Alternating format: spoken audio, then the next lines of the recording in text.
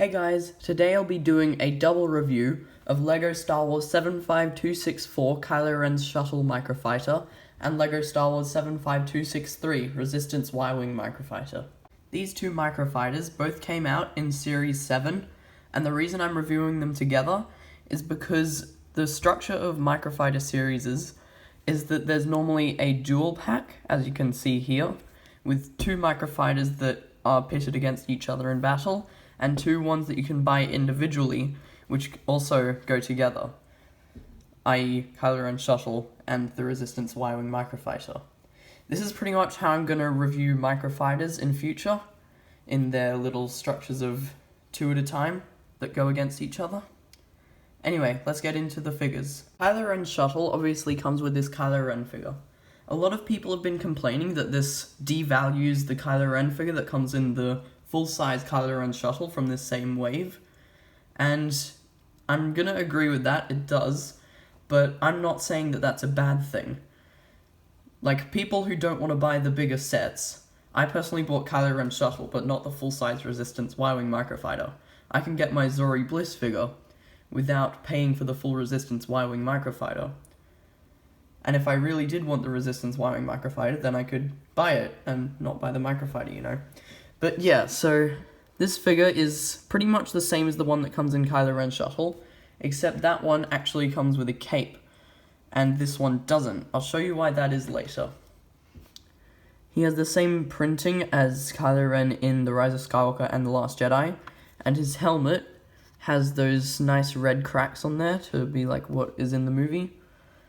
And underneath the helmet, he has the normal Kylo Ren face print with an angrier face on the back, as well as some back printing. His lightsaber is Kylo Ren's special lightsaber blade piece. It's sort of a T-shape with a gunmetal grey hilt. This Zorii Bliss figure, as far as I know, is the same as the one that comes in the larger Resistance Y-Wing Microfighter. She has some nice printing on the front and on the back of her torso, and some that goes right down to her knees on her legs. The helmet is dual molded, I'm pretty sure, because it's fully black on the inside, and the mold is exclusive to this set and the full-size Resistance Y-Wing Microfighter. It's got some really nice detailing on there, as you can see. Nice molding. And underneath, she just has a black head, so no face reveal or anything. But that's okay, I guess, because we didn't really see her face except for her eyes in the movie. Now let's move on to the builds. As we all know, microfighters are simple builds, but that doesn't really hinder their play value. So for Kylo Ren's Shuttle here, there are two stud shooters, one on each wing, which, as we all know, you fire just by shooting them like that. Let me go pick up that stud. Okay, and another play feature is that if you want to put its wings in the flying position, like they do in the movie, as you can see on the box, all you've got to do is just fold out the wings like this, and there you go. For some reason on the back of the box, it says to fold them out that far, which is an extra click, but that's way too far out. And on the front of the box, it uses the wings only one click out, like that. Now, you can easily fit Kylo Ren into his shuttle. I'll just remove his lightsaber. You can just put him into that normal sitting down position, and he fits in there nicely. You can swoosh him around. And the reason that this figure doesn't include a cape, while the one in Kylo Ren's Shuttle does, is, as you'd imagine, so this is one of those capes that's more sturdy, not very floppy. And as you could imagine, that would kind of cover up this whole bit and bend the cape a bit, which wouldn't work so well. So it's a good decision to not include the cape, but it's kind of annoying to not have the cape when you're using the figure out of the microfighter. But you can easily just get any old black cape and put it on him. So that's fine. Now let's move on to the Y-Wing. This microfighter also has some nice detailing. Under here we have these two pieces normally used for flick fire missiles, but here they're just used as decoration blasters.